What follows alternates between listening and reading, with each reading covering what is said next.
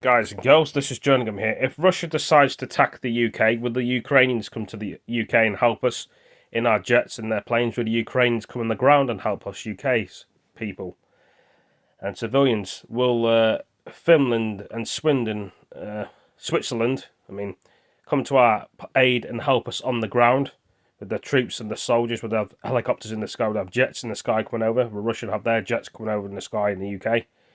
And Ukrainian jets come over to the UK with the helicopters in the sky. There'll be Ukrainian soldiers on UK ground. Will there be Finland soldiers on UK ground? Will there be Ukrainian soldiers on Ukraine ground? Russian soldiers on UK ground? All these things in the sky. American jets in the sky in the UK. Northern Ireland, Scotland and Wales jets in the sky UK. But moving it over and flipping it over, will UK, Northern Ireland, Scotland and Wales and America go to Finland and help them on the ground? UK troops on the ground, American troops on the ground, Scotland and Northern Ireland and Wales troops on the ground in Finland, and UK Air Force in the sky, Scottish and Welsh and Northern Ireland Air Force in the sky, even though they'll be on the ground as well, and Americans on the ground in the sky. It's just all these things, guys and girls, ladies and gentlemen, and girls and, boys and ladies and gentlemen. I don't know what I'm trying to say here, but I'm just thinking, if a war would break out in the UK, would they come to our aid and we'll go to their aid? Sorry if I'm confusing this a bit and saying the same things, but I'm just trying to get it all into paper and all into my mind how it works. I'm going to try and film this video again, even though Finland are worried that Russia are going to attack them. So basically, yeah, there could be anything that happens really in this world, but we just have to see. I'm sorry it's taken me a long time to say things. It's quite late at night time, and I'm trying to get my words out for edgeways. And this thing's not really helping. I'm trying to put the phone here and film things, as you can see, and the bloody speaker will not keep still.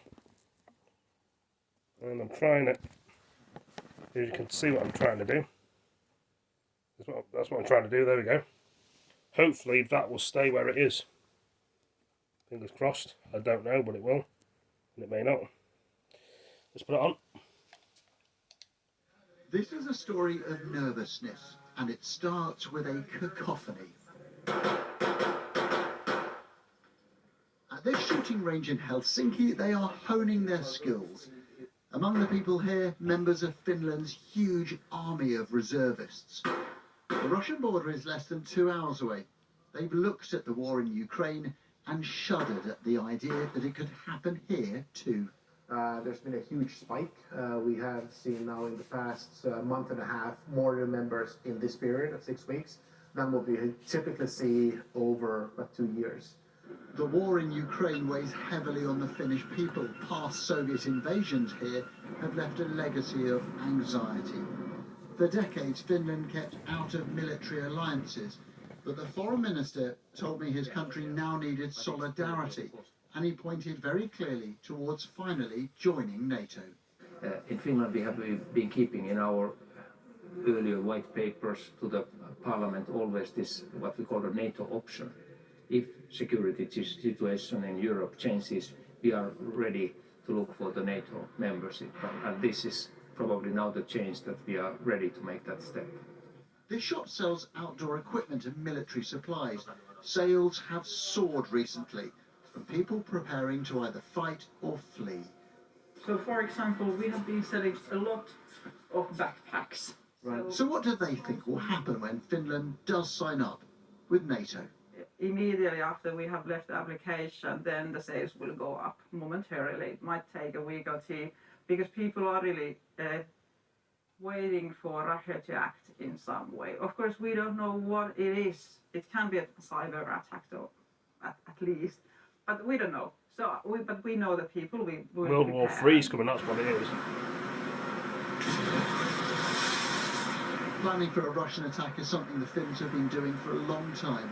You just don't really notice.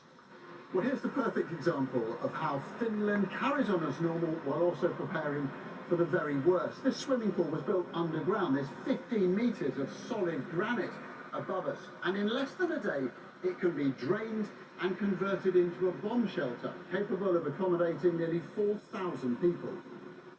Beneath the pool, you can find the giant blast doors, even the curving entrance road designed to withstand big explosions. We've been doing this for a long time, so we have a heritage of preparing, and it helps a lot. If something unordinary happens, we are not paralyzed completely. We can keep the If you want to watch that, you can. On the That surface, Finland carries on that as other normal, programme. but this is a nervous nation, fearful of its capricious neighbour, wary of the future. Adam Parsons, Sky News, Helsinki. Anyway, guys and girls and ladies and gentlemen, if you've all enjoyed that, thank you for joining me. Finland are getting prepared, so is Sweden. Will it be like the Games of Thrones? Will it be like Last Kingdom or Vikings? Who knows? Thank you, Joey. Peace.